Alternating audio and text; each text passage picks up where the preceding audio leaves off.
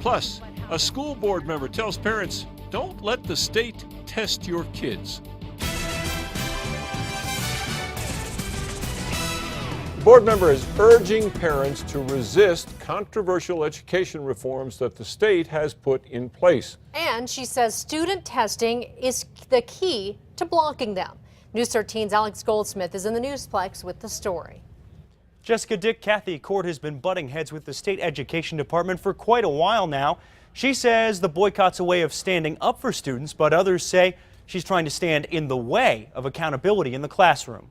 I reject the use of tests to judge my teachers and to judge my schools. Albuquerque School Board Vice President Kathy Korte is taking on State Education Secretary-designate Hannah Scandera's new reforms for New Mexico schools.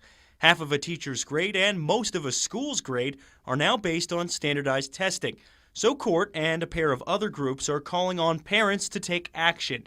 Specifically, she wants parents to pull their kids out of the yearly SBA tests and new end-of-course exams when possible as a protest against the changes. It is my hope that if enough parents choose to opt out, there is no data. The system crumbles because parents say no. Opting out does have consequences. Some of those tests are required for high schoolers to get diplomas. If enough students don't take the tests, it impacts a teacher's evaluation score, and a school's overall grade could suffer. Well, that's okay because I already reject the fact that my 2 elementary schools in my neighborhood are C schools.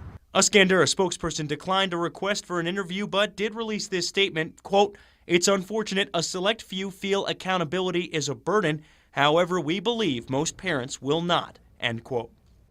Scandera and Governor Martinez have pointed to poor student performance as the reason reforms are necessary. This year, more than 40% of New Mexico's high school juniors tested below proficient in reading, and well over half weren't proficient in math. Back to you, Jess. Okay, Alex, speaking of tests, the results of a global test given to 15-year-olds from 65 nations were released today. They show U.S. students made little improvement and again failed to reach the top 20 in math, science, or reading. Education Secretary Arne Duncan called the results, quote, a picture of educational stagnation.